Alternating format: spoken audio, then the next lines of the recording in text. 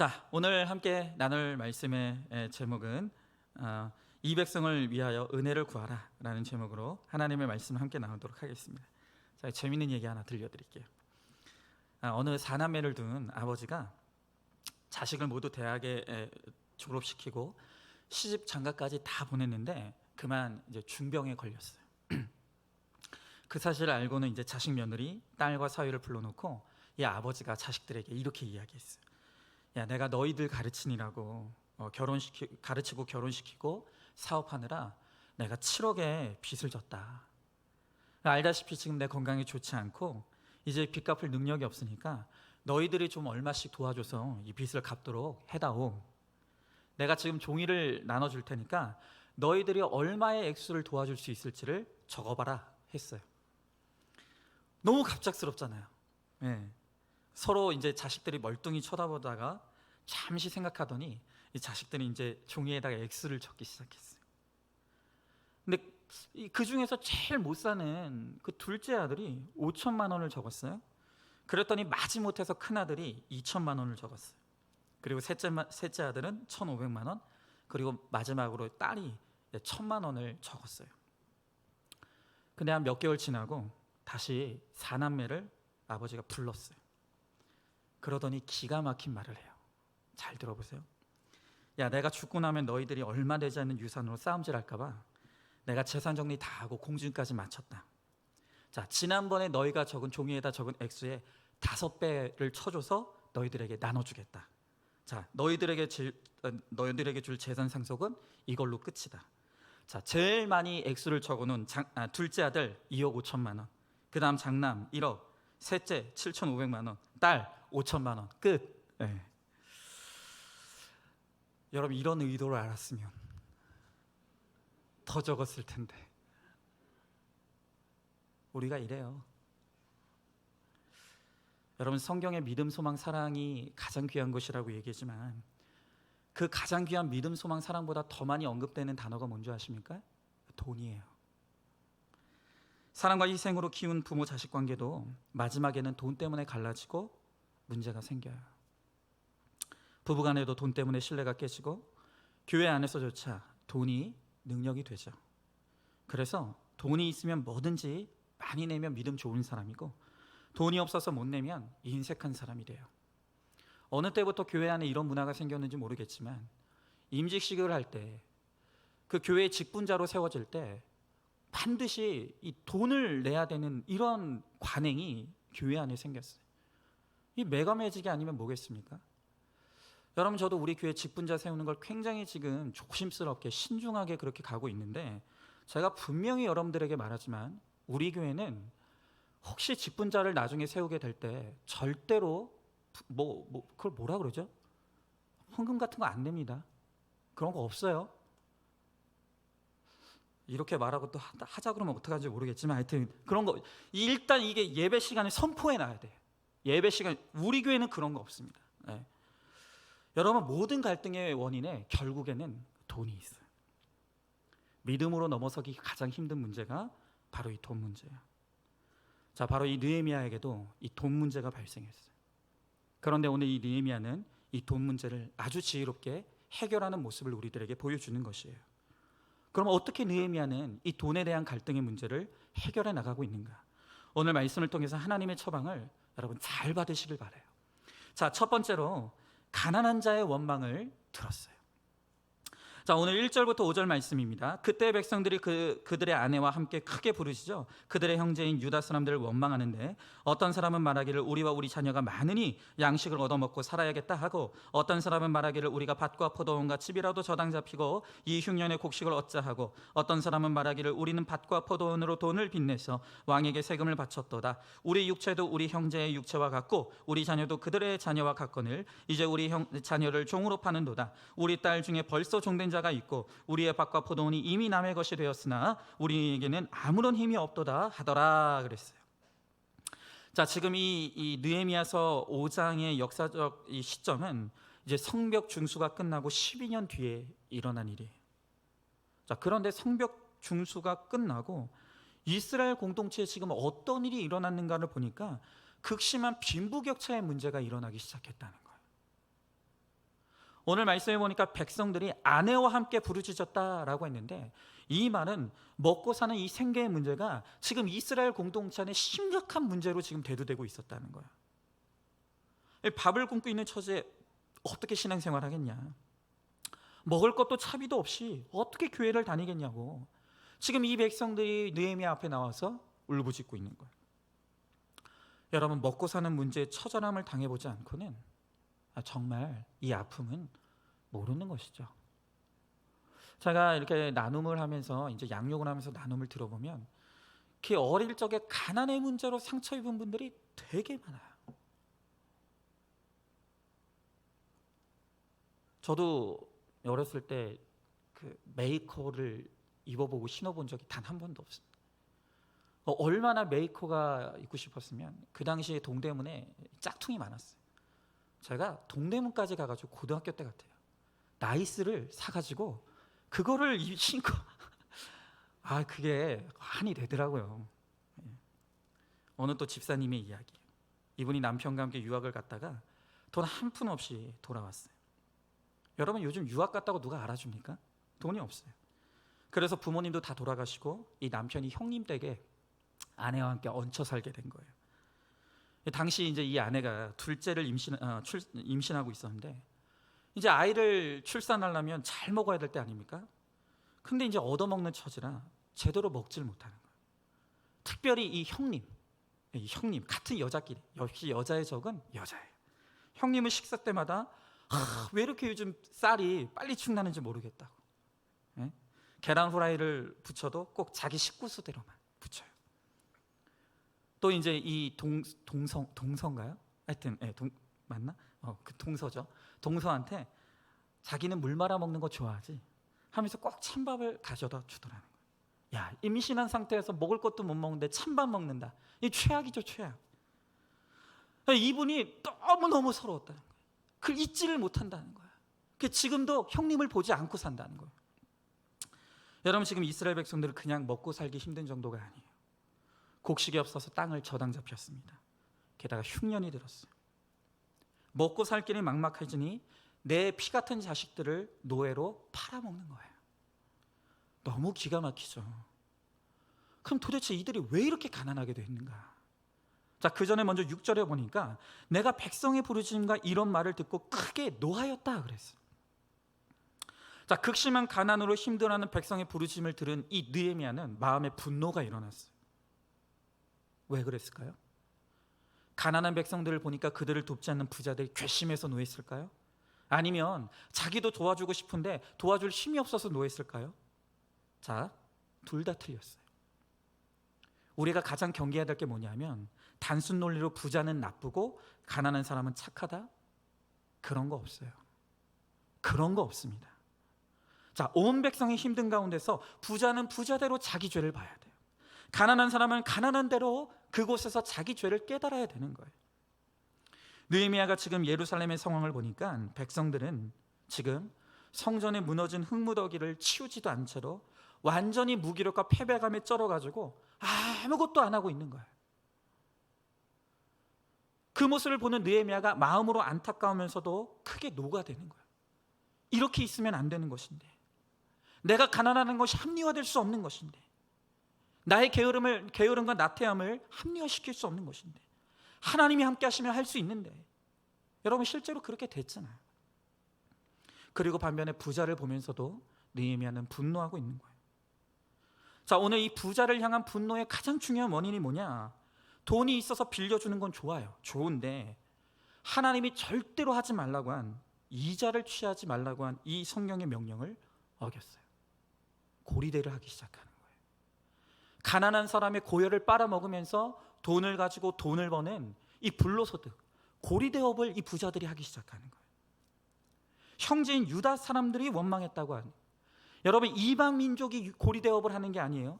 같은 형제인 유다 사람들이 돕는다는 아주 그냥 입에 발린 사탕 발린 말을 하면서 사실은 과도한 이자를 물리면서 사람들을 고통스럽게 하는 거예요. 예루살렘의 회복을 위해 모두가 한 마음이 되어야 할 때, 부자는 가난한 형제를 착취하고 가난한 사람은 부자를 원망하고 있으니까 이 공동체가 돌아갈 리가 없는 거예요. 그러니까 이 모습을 보면서 느헤미야가 분노가 올라오는 것이죠. 여러분, 이렇게 유형과 무형의 성전을 지어갈 때 가장 먼저 드러나는 갈등이 바로 물질의 문제예요. 여러분, 물질은 하나님이 주시는 거예요. 하나님이 주시면요, 나는 받고 싶지 않아도 그냥 쏟아져 들어와요. 그러나 반면에 내가 돈 한 푼 벌어보겠다고 아침부터 저녁까지 그렇게 수고를 하며 애써도 하나님이 주시지 않으면 아무것도 잡는 게 없다니까요. 여러분, 물질의 근원이 하나님이에요. 하루아침에 하나님께서 우리들에게 뜻하지 않은 재물을 주실 수도 있지만, 또 하나님이 불어가시면 내가 아무리 그것을 지키고자 해도 그냥 한순간에 날아가는 것이 물질이라는 거예요. 여러분, 그렇게 있다가도 없고 없다가도 있는 물질 때문에 이 공동체가 분열이 일어나요. 여러분, 은혜가 충만한 공동체도 얼마든지 이런 일이 일어날 수가 있다는 거예요. 여러분, 그래서 교회는 절대로 돈이 넘치면 안 돼요. 자, 우리 교회도 지금 우리가 갚아야 될 이 대출이 있기 때문에 부지런히 지금 우리가 아껴가면서 하고 있지만, 우리가 써야 될 때는 조금 있다가도 이야기했지만 써야 되고, 또 남는 것이 없어야 되는 거예요. 남는 게 있으면 그때부터 그거 가지고 싸우기 시작하는 거예요. 자, 그러나 중요한 것은 이 백성 공동체가 힘든 사정을 말할 수 있는 공동체라는 거예요. 지도자인 느헤미야가 백성의 말을 들어준다는 것이 이 공동체의 희망이에요. 여러분, 아까 우리가 간증을 들었죠. 아까 기가 막힌 대목이 있지 않았습니까? 오늘 간증해 주신 집사님께서 젊은 시절에 MT 갔다가 성폭행을 당했다. 너무 기가 막히고 마음이 아파가지고 공동체에다 이야기했더니 입을 닫게 만들었다는 거예요.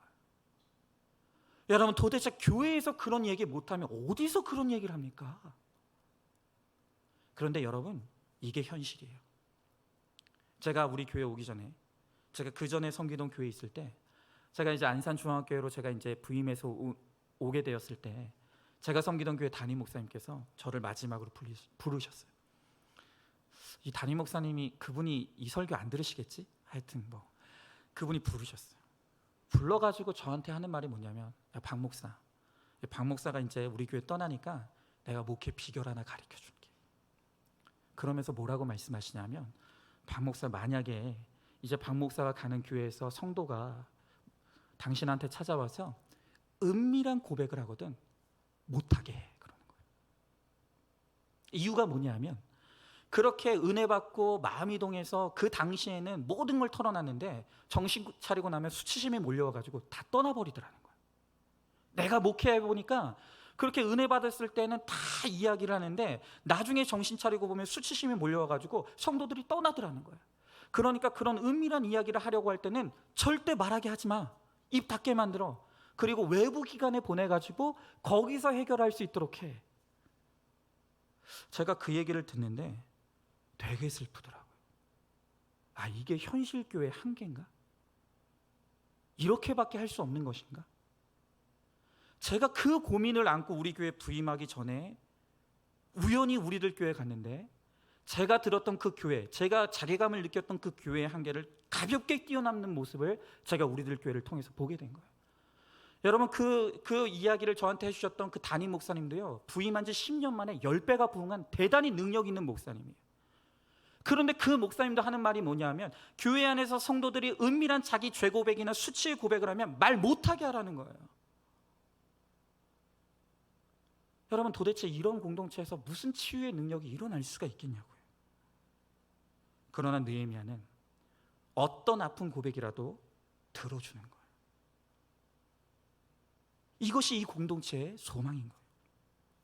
이 백성이 흉년이 와서 굶는 것이지 사치하고 놀아서 가난한 게 아니잖아요. 그런데 성벽 중세에 동참했던 사람들이 굶고 있는 걸 보면서 이 느헤미야의 마음도 너무 찢어질 듯이 아픈 거예요. 그렇게 아픔에 공감하며 들어주는 바로 이 느헤미야 같은 탁월한 지도자가 있기 때문에 이 백성들이 살아나는 거예요. 자, 한번 질문해 보시죠. 돈 문제로 공동체에서 갈등이 일어났을 때 자잘못을 떠나 공동체가 분열되는 것으로 인해 노하는 마음이 있습니까? 없는 사람을 무시하고 있는 사람을 비판하며 갈등에 앞장서고 있지는 않습니까? 여러분, 돈 있는 사람이라고 다 비판의 대상이 아니고 돈 없는 사람이라고 다 동정의 대상이 아니에요. 각자 자기의 자리에서 자기 죄만 보면 돼요. 자, 두 번째로 이제 느헤미야가 부자들을 가르칩니다. 자, 6절부터 7절 말씀에 내가 백성의 부르심과 이런 말을 듣고 크게 노하였으나 깊이 생각하고 귀족들과 민정들을 꾸짖어 그들에게 이르기를 너희가 각기 형제들에게 높은 이자를 취하는도다 하고 대회를 열고 그들을 쳐서 그랬어요. 자, 여기에 쓰인 노하다라는 말은 그 끊임없이 성벽 중수를 방해하던 산발락과 도비아에게 노할 때와 똑같은 단어예요. 다시 말하면 지금 이 느헤미야가 부자들을 꾸짖으면서 말하기를 너희들은 이방인이나 하는 짓을 한다. 하나님을 믿는 하나님의 백성들이 어떻게 하나님 모르는 이방인이 하는 짓을 똑같이 하느냐라고 말하고 있는 거예요. 여러분, 그런데 이 느헤미야가 크게 노했어도 그 중심에 계획을 세웠다라고 말하는 것이 바로 이 느헤미야의 지도력의 탁월함이에요. 그는 분노와 감정에 휩싸여서 무조건 내 감정대로 말하고 행동하지 않아요.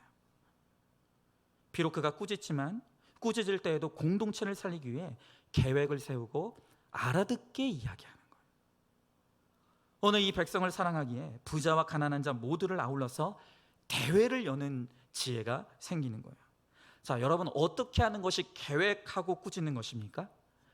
느헤미야는 오늘 신명기 23장 19절의 말씀이에요.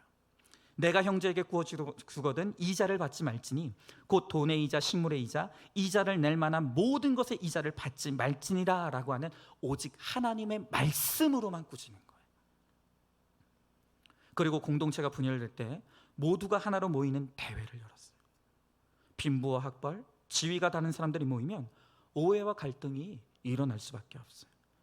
그러나 모든 직분을 내려놓고 이 세상의 모든 지위를 내려놓고 평균케 되는 하나님의 은혜 가운데서 예배로 주님 앞에 나와 하나님의 말씀의 꾸짖음을 받으니까 오늘 이들이 깨어지기 시작하는 거예요. 여러분, 여러분이 잔소리 백날해서 사람이 바뀔 것 같으면 하시라고요. 사람은 그렇게 바뀌지 않아요. 많은 사람들이 이야기하지 않습니까? 사람 절대로 변하지 않는다고. 그런데 그 말은 반은 맞고 반은 틀려요. 내가 아무리 열심을 내고 내가 아무리 잔소리를 하고 내가 아무리 논리정연한 말로 그렇게 내 남편, 내 아내, 내 자식들에게 이야기해도 절대 사람의 말은 사람을 변화시키지 못합니다. 그러나 같은 말씀이 있는 자리에 나와서 한 말씀으로 함께 말씀 앞에 서고 그 말씀 앞에서 내 죄를 보는 오늘 나의 거룩을 이루어갈 때 바로 그 하나님의 말씀으로 말미암아 사람은 깨어지고 변화되어져 가기 시작하는 것이죠. 오늘 8절의 말씀에 보니까 그들에게 이르기를 우리는 이방인의 손에 팔린 우리 형제 유다 사람들을 우리의 힘을 다하여 도로 찾았거늘 너희는 너희 형제를 팔고자 하느냐 더구나 우리의 손에 팔리게 하겠느냐 하며 그들이 잠잠하여 말이 없기로. 자, 이렇게 느헤미야가 대회를 열어 예배를 열고 하나님의 말씀을 강론하며 꾸짖을 때 부자나 가난한 자나 말이 없어졌어요. 여러분, 이렇게 지도자한 사람이 중요해요. 지도자를 신뢰할 때 그의 가르침에 모든 싸움이 잠잠해져요. 여러분, 성도들 간의 오해와 갈등이 일어나도 담임 목사 한 사람을 신뢰하면 교회를 떠나진 않아요. 목장에서 목자에게 상처를 받아도 목사를 신뢰하면 상처가 해결돼서 공동체에 머물러 있게 됩니다. 그래서 성도가 교회에서 정착하지 못하고 떠나는 것은 결국에 모두 담임 목사 책임이에요. 여러분, 비겁한 지도자는 남을 탓해요. 그러나 정직한 지도자는 자기를 탓하는 거예요. 저도 절대로 성도를 탓하는 일이 없는 지도자가 되길 원해요. 모든 근본에 저의 악과 죄가 있음을 날마다 회개하며 그렇게 지도자가 회개하며 나가길 바라는 거예요. 오늘 9절에 이어지는 말씀 보니까 내가 또 이르기를 너희의 소행이 좋지 못하도다 우리의 대적 이방 사람의 비방을 생각하고 우리 하나님을 경외하는 가운데 행할 것이 아니냐 그랬어요. 또 느헤미야는 오늘 이 이스라엘 백성들을 꾸짖으면서 그들에게 말하는 것이 무엇이냐면 우리의 행위가 우리의 소행이 안 믿는 사람들에게 비방거리가 될 수 있다는 것을 생각하라는 거예요. 나의 소행으로 믿지 않는 사람이 하나님을 비방할 수도 있고 하나님을 경외할 수도 있어요. 여러분, 내가 하는 이 소행을 통해서 야, 도대체 믿는 사람은 뭐가 다르냐? 야, 나 저렇게 할 것 같으면 나 같으면 예수 안 믿겠다. 나의 소행을 통해서 사람들이 주님을 비방할 수도 있어요. 그러나 나의 소행을 통해서 어떤 사람들은 야, 도대체 저 사람이 믿는 예수가 어떤 사람일까? 저 사람이 도저히 기쁨이 없을 것 같은데 기쁨이 없을 것 같은 상황인데 저렇게 기쁨을 누리고 있는 모습을 보면 저 사람이 믿는 예수, 저 사람이 다니는 교회 나도 다녀보고 싶다. 나의 소행으로 말미암아 하나님의 나라가 영광받을 수가 있다는 거예요. 여러분 어떻습니까? 오늘 여러분은 여러분의 소행이 하나님의 나라와 영광을 드러냅니까? 나의 소행으로 말미암아 하나님이 부끄러움을 당하게 하고 있습니까? 오늘 10절에서 11절의 말씀을 보니까 나와 내 형제와 종자들도 역시 돈과 양식을 백성에게 구워 주었거니와 우리가 그 이자를 받기를 그치자. 그런즉 너희는 그들에게 오늘이라도 그들의 밭과 포도원과 감람원과 집이며 너희가 구워준 돈이나 양식이나 새 포도주나 기름의 100분의 1을 돌려보내라 하였더니 그랬어요. 자, 오늘 느헤미야가 가르쳐주는 구체적인 적용이 뭐냐? 느헤미야와 그 형제들은 곡식을 주고도 이자를 받지 않았다는 거예요. 여러분, 한 나라의 고리대가 성행한다는 것은 만국의 징조예요. 오늘 여러분들도 마찬가지. 성도들 가운데 우리 분명히 말씀드립니다. 돈 거래하지 마세요. 여러분, 굳이 내 마음이 너무 아파서 그 사람의 물질적으로 도와주고 싶다? 그러면 주고 받지 않을 생각을 하셔야 돼요. 주고 받지 마세요. 내가 주고 받지 않을 자신이 있을 만큼만 도와주세요. 그 외에는 절대로 성도들 간에 돈 10,000원도 거래하지 마세요. 그 물질이 작은 것으로 생각하는 그 물질 때문에 공동체가 깨진다는 거예요. 오늘 이 느헤미야는 뭐라고 말합니까? 내가 곡식을 주었지만 이자를 받지 않았다는 거예요. 내가 대가를 바라지 아니하고 나는 도왔다는 거예요. 이렇게 느헤미야는 자신이 먼저 본을 보이면서 우리가 그치자, 내가 먼저 본을 보이며 우리가 그치자라고 설득하는 거예요. 말로만 할 것이 아니라 지금까지 받은 것도 돌려보낼 것을 바로 구체적인 실천을 요구하는 것이죠. 자, 12절 13절의 말씀을 보니까 그들이 말하기를 우리가 당신의 말씀대로 행하여 돌려보내고 그들에게서 아무것도 요구하지 아니하리이다. 내가 제사장들을 불러 그들에게 그 말대로 행하겠다 하고 맹세하게 하고 내가 옷자락을 털며 이르기를 이 말대로 행하지 아니하는 자는 모두 하나님이 또한 이와 같이 그 집과 산업에서 털어버리실지니 그는 곧 이렇게 털려서 빈손이 될지로다 하며 회중이 다 아멘 하고 여호와를 찬송하고 백성들이 그 말한 대로 행하였느니라 그랬어요. 자, 이 지도자 느헤미야는 자신이 먼저 본을 보였어요. 그리고 그 적용을 가르쳤더니 귀인과 민장들이 순종하기 시작하는 거예요. 그리고 느헤미야는 그것으로 그치지 않고 그들에게 맹세를 할 것을 가르쳐요. 이자 받기를 그치고 지금까지 받은 이자를 돌려보내는 조경을 맹세함으로써 반드시 지키라는 거예요. 그리고 느헤미야는 말하기를 만일 너희의 맹세를 오늘 지키지 않으면 그 집과 산업을 하나님께서 빼앗으실 것이라고 말하는 거예요. 자, 여러분, 여기서 이 맹세는 스스로 의지를 굳게 하는 동시에 실천을 내가 하게 하는 힘이 되는 거예요. 지금은 고인이 됐지만 그 연세대 의대 황수관 박사님 여러분 기억하시죠? 이분이 이제 세브란스 병원을 건축할 때 건축 기금으로 10억 원을 작정했다고 합니다. 그런데 이분이 그냥 하면 안 될 것 같아서 가족을 다 모아놓고 각서를 써서 그 각서를요 총장에게 제출했다. 저와 우리 가족들은 온 힘을 모아서 이 병원 건립에 10억 원을 기부할 것을 약속드립니다 하고 각서를 온 가족이 다 사인을 해가지고 냈다는 거예요. 여러분, 그런데 아무리 대학병원 의사지만 그 돈이 어디 있겠어요? 당시에는 학교와 의학을 너무 사랑하는 마음에 그 각서를 제출했지만 당장은 방법이 없는 거예요. 그런데 기가 막히게 뭡니까? 그 각서를 제출하고 얼마 되지 않아서 갑자기 방송이 들어오기 시작하는 거예요. 광고가 들어오기 시작하는 거예요. 그리고 그렇게 번 돈이 딱 10억 원이었다는 거예요. 몇 달 만에 그 내가 작정한 기부금을 다 기부하게 되었다는 거예요. 물론 각서가 없어도 이분은 약속을 지켰을 것 같아요. 그러나 각서로 의지를 굳게 함으로써 실천할 수 있는 힘이 생겼다라고 그런 고백을 하는 거예요. 여러분, 내가 결단한 것을 공표하는 것이 약속을 지키고 실천할 수 있는 그 힘이 돼요. 우리가 하나님만 알면 그만이다, 이게 아니라 내가 하나님 앞에 굳게 결심하고 결단한 것이 있다라고 한다면 우리 공동체 앞에 목장에서 내가 하나님과 이런 약속을 했다고, 내가 이런 굳은 약속을 했다고, 나를 위해서 이 약속을 지킬 수 있도록 기도해 달라고 오늘 그렇게 공동체와 함께 그것을 나누면 바로 그 격려의 힘으로, 또한 내가 공포한 그 힘으로 내가 그 맹세를 지킬 수가 있는 것이죠. 자, 한번 질문해 보세요. 세상 사람들과 똑같이 돈과 출세를 쫓는 나의 소행이 믿지 않는 사람들에게 어떻게 비춰지겠습니까? 구체적으로 돈을 내려놓는 적용이 어떤 것인지 큐티 노트에 적고 목장에서 나눔으로 맹세하고 실천해 보시기 바라요.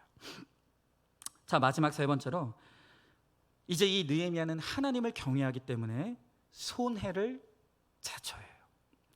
자, 14절부터 18절 말씀이요. 또한 유다 땅 총독으로 세움을 받은 때 곧 아닥사스다 왕 제 20년부터 32년까지 12년 동안은 나와 내 형제들이 총독의 녹을 먹지 아니하였느니라. 나보다 먼저 있었던 총독들은 백성에서 양식과 포도주와 또 은 40세겔을 그들에게서 빼앗았고 또한 그들의 종자들도 백성을 압제하였으나 나는 하나님을 경외함으로 이같이 행하지 아니하고 도리어 이 성벽 공사에 힘을 다하여 땅을 사지 아니하였고 내 모든 종자들도 모여서 일을 하였으며 또 내 상에는 유다 사람들과 민장들 50명이 있고 그 외에도 우리 주위에 있는 이방 족속들 중에서 우리에게 나온 자들이 있었는데 매일 나를 위하여 소 한 마리와 살찐 양 6마리를 준비하며 닭도 많이 준비하고 열흘에 한 번씩은 각종 포도주를 갖추었나니 비록 이같이 하였을지라도 내가 총독의 녹을 요구하지 아니하였으면 이 백성의 부역이 중함이었더라 그랬어요.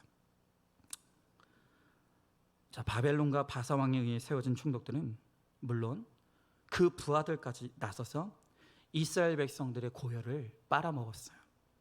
그러나 느헤미야와 그 형제들은 총독의 녹을 받지 않았다는 거예요. 대가를 받지 않고 그들을 위해 헌신했다는 거예요. 심지어 오늘 말씀해 보니까 민장 150명과 지도자들이 모여 회의를 할 때 먹을 것과 쓸 것이 필요하지만 자기 것으로 대접하고 대가를 취하지 않았다는 거예요. 여러분, 이 느헤미야가 이 좋은 지도자인 이유가 뭔지 아십니까? 잘 들으세요. 오늘 우리가 이 느헤미야의 지도력을 배워야 될 필요가 있는 이유가 뭐냐면 우리가 분명히 우리도 어딘가에 지도자이기 때문이에요. 아니라고요? 여러분, 적어도 여러분은 여러분 가정의 자녀들의 지도자잖아요. 그런데 이 느헤미야가 좋은 지도자인 이유는 뭐냐면 자기 자신에게는 한없이 엄격해요. 그런데 다른 사람에 대해서는 바다같이 넓은 거예요. 나 자신에 대해서는 하나님 앞에 먼지 하나라도 묻는 것을 용납하지 않는 느헤미야지만 오늘 다른 사람에 있어서는 이 백성에 대해서는 그들의 더러운 것을 보면서도 그것을 꾸짖지 아니하는 관대함이 있는 것이에요. 여러분, 그것을 백성들이 알아요. 그러나 나쁜 지도자는 어떤 사람입니까? 자기 자신에 대해서는 너무 관대해요. 그런데 다른 사람의 티끌에 대해서는 꼴을 못 보는 거예요. 여러분, 우리 자녀들에 대해서도 그렇지 않습니까? 아버지로서 어머니로서 내 허물은 너무 관대해요. 그러면서 자녀들에게 뭐라고 가르칩니까? 야, 나는 술 먹지만 너는 먹지 마. 나는 담배 피지만 너는 피지 마. 심지어는 아이들이 자기는 술 담배 다 하면서 자녀들이 술 담배 하면 엄청 두드러 팬다는 거야. 여러분, 과연 그런 양육이 내 자녀들에게 무슨 설득력이 있겠냐는 거예요. 그렇게 해서 바뀌지 않는다고요. 내가 엄격하게 하나님의 말씀 앞에서 날마다 회개하며 거룩을 이루는 그 삶의 모습을 보여줄 때 자녀들의 마음에 감화가 일어나요. 감동이 일어나요. 여러분, 백성의 마음을 움직이고 실천하게 하려면 바로 이런 자기 고백이 필요해요. 부자들에게 이자를 받지 말라고 하고 받은 것까지 돌려주라고 한 것은 쉬운 적용이 아니죠. 눈에 보이는 손해가 있잖아요. 그러니까 그걸 그냥 명령만 해서는 절대 되는 게 아니에요. 내가 하나님을 경외함으로 내가 손해보고 포기한 이 간증이 있어야 되는 거예요. 그리고 다른 사람에게도 그렇게 할 것을 이야기할 때 그 권면에 힘이 생기고 능력이 생겨요. 백성의 부역이 중한 것을 볼 줄 알고 상대방의 어려움을 헤아릴 줄 알아야 삶에서 십자가를 지라는 바로 그러한 담대한 선포를 우리가 할 수가 있는 거예요. 여러분, 우리가 목장에서 또 우리가 우리 성도들에게 이런 우리들 교회에서 이렇게 하는 이런 담대한 선포를 하지 못하는 이유는 내 삶에 자신이 없기 때문이에요. 내가 하나님의 말씀대로 내가 적용을 이루는 이 삶을 이루고 있을 때 나에게도 그런 아픔이 있었다. 그러나 하나님의 말씀대로 하나님의 은혜대로 순종했을 때 하나님께서 나에게 이런 은혜를 베푸셨다라고 하는 이런 간증이 있을 때 나도 자신감 있게 권변할 수 있고 듣는 자들도 감화가 있는 거죠. 자, 오늘 19절 마지막 말씀 보니까 내 하나님이여 내가 이 백성을 위하여 행한 모든 일을 기억하사 내게 은혜를 베푸시옵소서 그랬어요. 지금 이 느헤미야는 하나님 앞에 기도하면서 내 백성을 위하여 내가 한 일을 생각하여 주시고 내게 은혜를 베풀어 달라는 기도를 해요. 여러분, 그런데 이거는 생색을 구하는 기도가 아니에요. 왕궁의 관원도 내려놓고 총독의 녹을 안 받고 이자도 안 받은 것은 나를 위한 것이 아니라 이 백성을 위해서 행한 일이라는 거예요. 그리고 내가 지금부터 이제까지 계속해서 이 일들을 감당할 수 있도록 하나님 나에게 은혜를 달라는 거예요. 여러분, 이런 목적으로 재물을 구하는 것은 구하세요. 하나님, 내가 얻는 재물을 통해서 한 사람이라도 더 좋을 수 있게 하시고 내가 얻게 되는 지위와 능력을 가지고 한 사람이라도 구할 수 있게 하여 주시옵소서. 여러분, 이런 구원을 목적으로 한 기도라고 한다면 재물 구하세요. 물질 구하시라고, 지위와 능력 구하시라고요. 그런데 하나님은 우리의 중심에 무엇이 있는지 속지 않으신다 그랬어요. 내가 입으로는 그 구원을 이야기하지만 속으로는 나의 정욕과 욕심을 위해서 구하는지 진정으로 구원을 위해서 구하는지를 알고 계시는 거예요. 그러나 정말로 진정으로 우리 인생의 목적이 구원일 때 여러분 담대하게 구하세요. 하나님, 내게 주신 물질을 가지고 한 사람이라도 더 구원하는 데 쓸 수 있게 달라고. 여러분, 더 넓은 집 구하시라니까요. 그리고 그 넓은 집을 통해서 하나님, 내가 얻게 되는 그 집을 통해서 예배의 처소가 되게 하시고 많은 사람들을 불러서 항상 찬양이 끊이지 않는 하나님 그러한 거룩한 예배의 장소가 될 수 있도록, 쓰임받는 가정이 될 수 있도록 하나님 우리에게도 더 넓은 집을 허락해달라고 구하시라고요. 오늘 느헤미야가 바로 그것을 위해서 내게 은혜를 베풀어 달라고 기도하는 거예요. 하나님을 경외함으로 하나님의 백성이 이스라엘 공동체를 위해서 적용했으니 이 백성을 위하여 오늘 은혜를 베풀어 달라는 것이죠. 여러분, 저는 한 주간 이 말씀을 준비하고 느헤미야를 보면서 얼마나 많은 감동과 도전을 받았는지 몰라요. 때로 저의 마음 가운데 이만하면 됐지 않았나라는 교만한 마음이 들어올 때가 있어요. 그러나 정말 이 하나님의 말씀이 살아 역사하는 능력이 되는 것은 그렇게 이만하면 됐지 않나라는 생각이 들 때 오늘 이 제 앞에 하나님께서 보여주시는 이 느헤미야를 보면서 제가 너무 작아지는 거예요. 난 멀었구나. 나는 아직도 죽어져야 될 것이 너무 많구나. 그래서 저는 이 한 주간 이 느헤미야를 묵상하면서 내가 구체적으로 더 죽어지고 내려져야 될 부분이 어떤 부분인지를 얼마나 많이 묵상했는지 몰라요. 그리고 내가 더 죽어지고 내려져야 될 부분에 대해서 구체적으로 생각한 바가 있어요. 오늘 지금 여러분들에게 그것을 다 이야기할 수 없지만 생각에 무르익고 결단의 때가 되면은 오늘 여러분들과 그것들을 또 좀 나누길 원해요. 어쨌든 이 느헤미야를 보면서 얼마나 내가 연약한 자인지, 내가 지도자로서 얼마나 여전히 너무 멀었고 내가 부족한 것이 얼마나 많은지를 너무너무 절실히 깨닫는 거예요. 그리고 하나님, 제발 이 느헤미야 반이라도 따라갈 수 있게 달라고. 하나님, 이 느헤미야 같이 정말 정직하고 하나님 앞에 영적으로 유능한 지도자가 될 수 있게 달라고 하나님 앞에 간구합니다. 자, 그러나 삶으로 본을 보이는 느헤미야도 위대하지만 느헤미야의 가르침에 아멘으로 순종하는 이스라엘 공동체도 위대해요. 여러분, 우리는 성령으로 하나 되지 않으면 아무리 본을 보이고 가르쳐도 그 알아듣지 못하는 거예요. 이런 거죠. 아니, 내가 수고해서 번 돈으로 이자 좀 취하는데 네가 무슨 상관이야? 네가 뭔데 돌려주라 그래? 기분 나빠하는 거예요. 여러분, 성경 본문에 11조가 나와서 11조를 설교를 하는데 이 교회는 돈이나 바치라고 한다. 맨날 돈 얘기만 한다고. 헌금 얘기만 하면 교회를 뛰쳐나가시는 분들이 있어요. 물론 그런 분들 가운데 실제로 교회들이 말씀을 이 무기 삼아서 잘못된 물질에 대한 강요를 한 교회들도 너무 많아요. 그런 상처들이 우리 교인들에게 있다는 거 알아요. 그러나 말씀대로 선포할 때 그것조차도 받지 못한다라고 한다면 여러분, 그건 문제가 있는 거죠. 여러분, 그러나 그런 사람일수록 내가 본을 보이는 것밖에는 방법이 없어요. 내 가정에서 내 자녀들이 여전히 깨달지 못합니까? 그러면 부모인 내가 더 본을 보이는 거예요.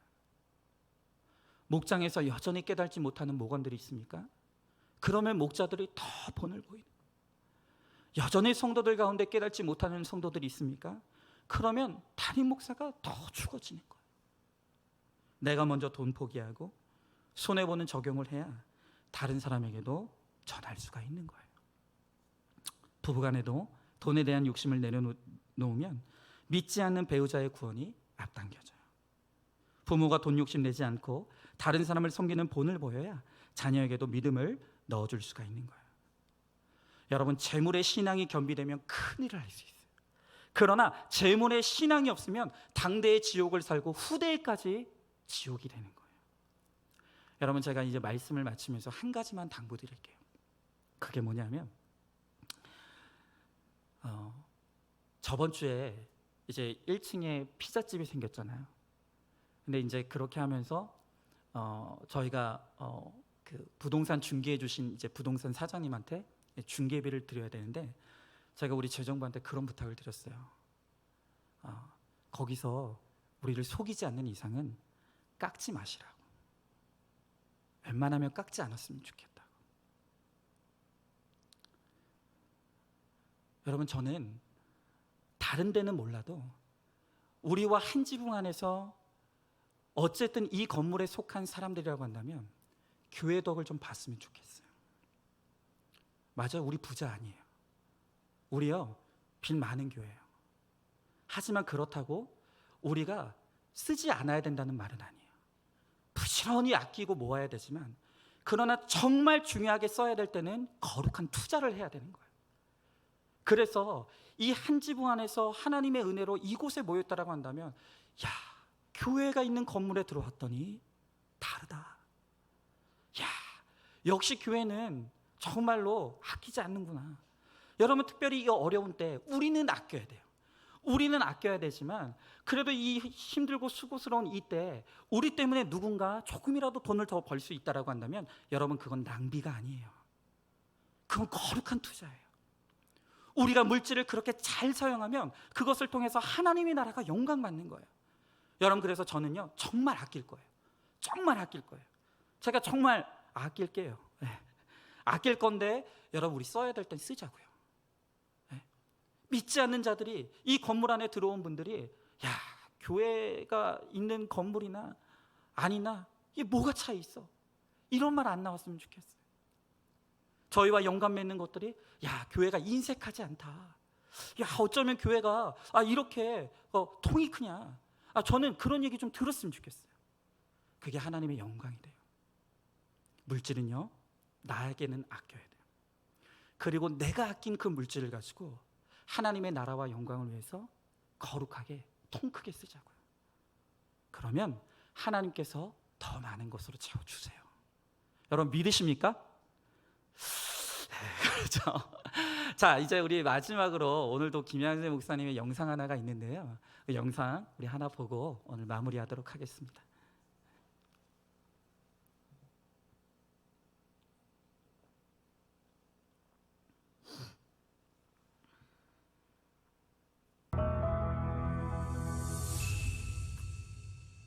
여러분은 자녀들에게 이 세상을 살아갈 때 어떻게 살아가라고 가르치시나요? 가르치려고 하면 아빠 나 잘해, 엄마 나 잘해, 이런 말을 듣고 계시진 않나요? 어느 아버지와 아들의 이야기예요. 이 아버지는 교회 소그룹의 리더인데요, 어느 날 밤 주일 설교 말씀으로 아들과 대화를 하게 되었대요. 이제 설교 말씀 중에 연쇄 살인범과 동성애에 대한 내용이 있었는데, 말씀이 매우 논리적이고 그 통찰력이 인상 깊었다고 서로 이야기를 했답니다. 그리고 나서 아들이 작년 여름 수련회에서 친구 한 명이 동성애 인권운동을 한다며 선생님들과 토론을 하는데, 선생님들이 동성애에 대해 혐오의 감정을 드러내며 매우 부정적인 태도를 취했다고 해요. 이에 대해 아들이 교회가 그렇지 않아야 하는 것 아니냐고 이렇게 이야기를 이제 한 거죠. 아버지는 아들에게 선생님들이 왜 그렇게 말씀하셨는지에 대해 이야기를 해주고, 동성애자들이 그렇게 나오는 이유에 대해서 나름의 논리로 설명을 했는데, 아들이 아빠가 동성애자에게 직접 들어봤어? 그런 게 어디 있냐? 낳고 하는데 아버지가 이제 그 부분에 뚜껑이 열려서 아들에게 큰 소리를 질렀답니다. 아이의 방어가 동성애에 관심이 있어서 그러는 거 아닌가 하는 걱정이 들면서 이게 아닌데 아니겠지 하면서 말하다 보니 톤이 높아졌다는 거예요. 다음날 아들이 자기는 아빠와 토론을 하려고 그렇게 이야기를 했다고. 그리고 아빠는 옆에 그런 애들이 없어서 모르겠지만 요새 학교에는 여자애들은 양성애자라고 선포를 하고 남자들도 게이 같은 아이들이 있는데 그런 애들에게 교회식으로 바로 혐오감을 내보일 수 없잖아요. 또 아빠가 흥분한 것이 내가 혹시나 동성애라는 느낌이 들어서 목소리가 높아지고 흥분했다면 아빠는 그 순간부터 혐오감을 내려놓고 들어줄 준비가 되었어야 하는 거 아니에요? 그렇게 하면 누가 우리에게 이야기를 하겠어요? 라고 하니 이 아버지의 말문이 딱 막혀버렸답니다. 아버지는 본인 스스로가 믿음의 공동체의 일원으로 사는 것과 세상과 타협하고 사는 경계에서 이중적인 삶을 살고 있기에 아들에게 가르치는 것이 너무 어렵다는 것을 고백했어요. 그래요. 정말 어렵습니다. 그리고 우리가 참 어려운 시대를 살고 있어요. 그래서 이 부자간의 대화는 우리 모두가 이렇게 더욱 새겨들어야 할 이야기라는 생각이 듭니다. 아이의 아들은 우리에게 문제 제기와 답을 다 해주네요. 이 세상에서 가장 큰 문제는 인간관계의 문제입니다. 그런데 우리가 혐오와 편견으로 가득 차 있다면 원활한 인간관계를 맺을 수가 없지요. 혐오와 편견은 내 죄를 보지 못하면 내려놓을 수가 없어요. 내 죄의 문제를 해결하지 않고서는 관계의 문제가 해결이 안 되는 거죠. 제가 상처받은 이들과 동성애자분들이 교회에 오셨으면 좋겠다고 했는데 그 어떤 분이 오시더라도 본인의 이야기를 마음껏 할 수 있는 교회 공동체가 되었으면 좋겠습니다. 우리가 혐오와 편견을 내려놓고 서로의 이야기를 잘 듣는 것은 내 죄를 사해 주신 예수 그리스도의 은혜를 알아야만 가능한 것입니다. 여러분 들을 준비가 되셨나요?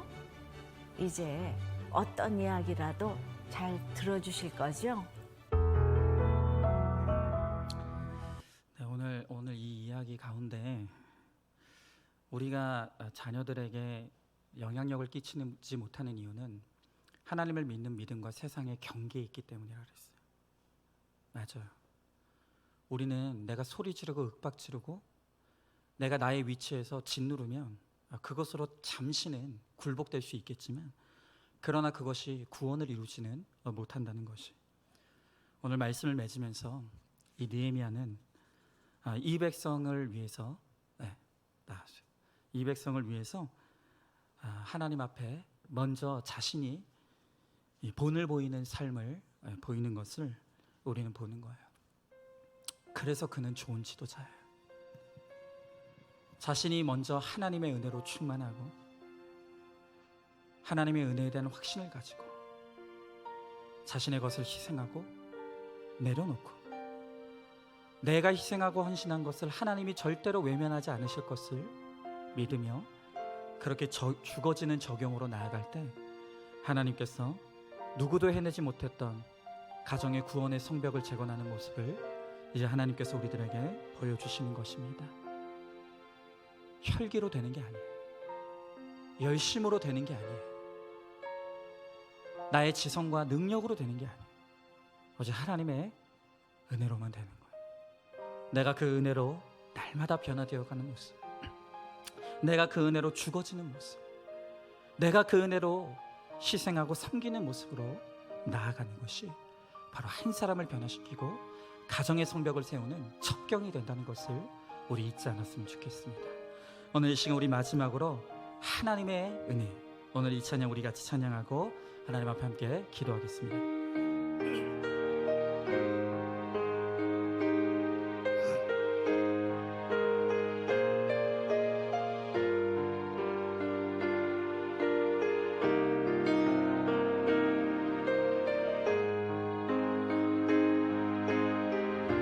이 시간 우리 다 같이 찬양합니다.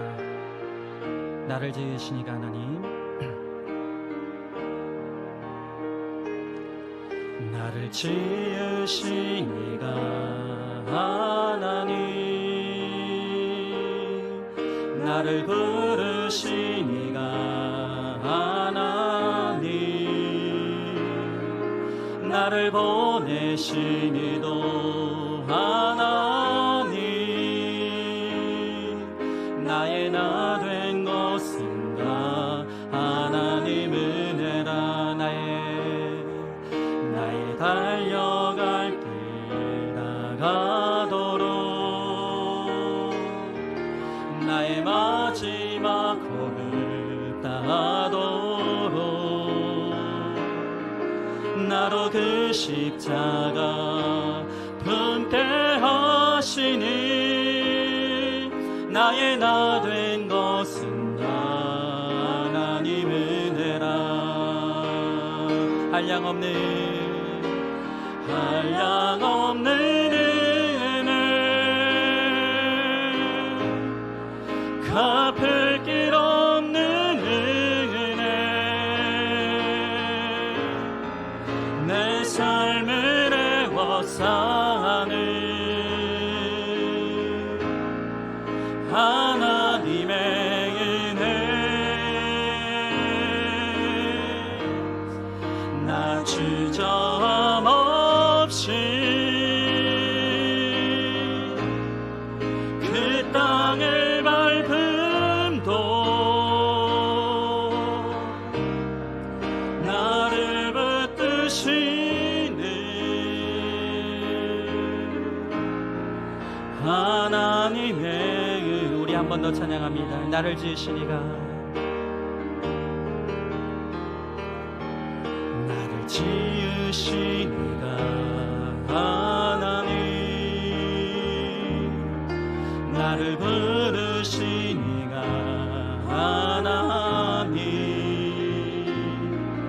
나를 보내신 이도 하나님, 나의 나 된 것은 다 하나님 은혜라. 나의 달려갈 길 나가도록, 나의 마지막 호흡 다하도록, 나로 그 십자가 품게 하시니, 나의 나 된 것은 다 하나님 은혜라. 한량없는 은혜, 한량없는 은혜, 갚을 길 없는 은혜, 내 삶을 애워싸는 하나님의 은혜,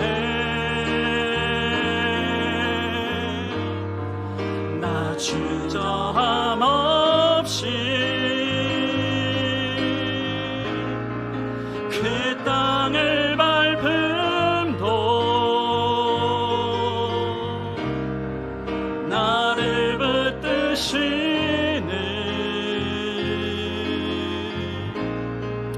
하나님의 은혜. 아멘. 오늘 이 시간 우리 다 같이 기도하기 원합니다. 나의 나 된 것이 다 하나님의 은혜라고 합니다. 내가 이만큼 예수 믿고, 내가 이만큼 하나님의 사람으로 살아가고, 내가 오늘도 예배드리며 나의 거룩의 길을 갈 수 있는 것은 나의 힘도 나의 능도 아닌 하나님의 은혜라고 말씀하십니다. 이제 내가 하나님의 은혜로 살아났고, 내가 하나님의 은혜로 구원받은 자 되었다면, 이제 그 하나님의 은혜를 돌려줘야 될 때입니다.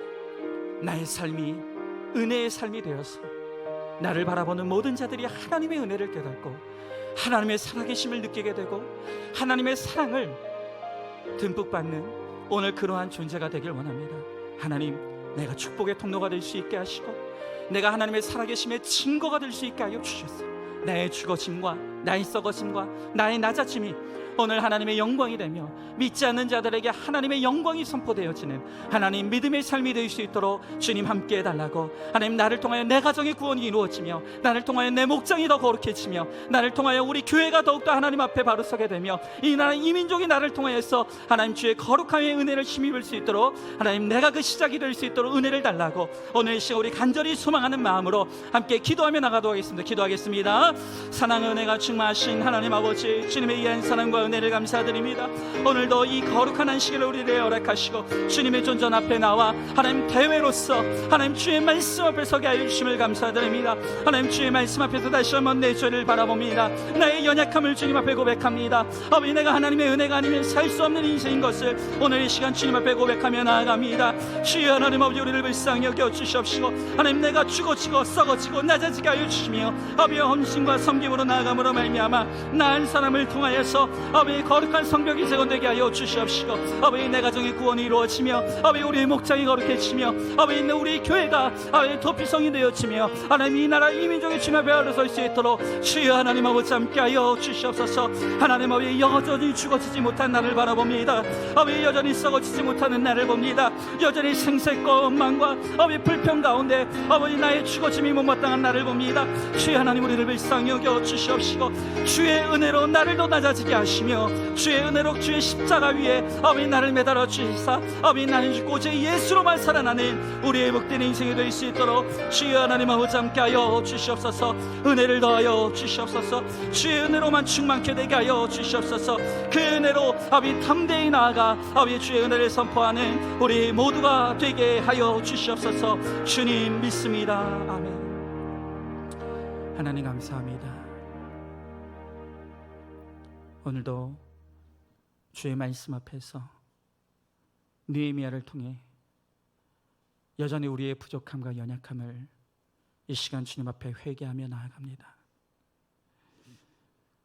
왜 내 가정을 구원시켜 주시지 않느냐고, 왜 내 인생은 뜻대로 되는 것이 없느냐고 늘 하나님 앞에 원망하고 불평하지만, 그러나 여전히 하나님 앞에서 죽어질 줄 모르고 여전히 하나님 앞에서 꺾일 줄 모르며 여전히 그 목이 뻣뻣하여 교만함에서 내려오지 못하는 우리의 악함과 우리의 죄악을 이 시간 주님 앞에 회개합니다. 하나님, 이 느헤미야와 같이 내가 먼저 주의 은혜로 죽어지게 하시고 썩어지게 하시며 낮아지게 하시며 오직 주의 십자가 위에 온전히 매달려 죽어짐으로 이제 나는 죽고 오직 예수로만 사는 하나님 은혜의 삶이 되어질 수 있도록 주님 우리와 함께하여 주시옵소서. 그러므로 말미암아 나의 존재가 주님이 살아계심의 증거가 되어지고 나의 존재가 또한 하나님의 영광이 선포되어지는 통로가 되어지며 나의 존재가 나로 말미암아 하나님의 은혜가 흘러 들어가는 하나님 축복의 통로가 되어질 수 있도록 주님께서 함께하여 주시옵소서. 하나님 정말로 오늘 우리가 주님께 더 가까이 나아가오니 하나님 주의 말씀으로 날마다 깨어지게 하셔서 나를 통해서 내 가정의 구원의 성벽이 높이 세워지는데 쓰임받는 우리 모두가 되게 하여 주시옵소서. 믿사함의 사랑이 많으신 우리 예수님 이름 받들어 기도드리옵나이다. 아멘.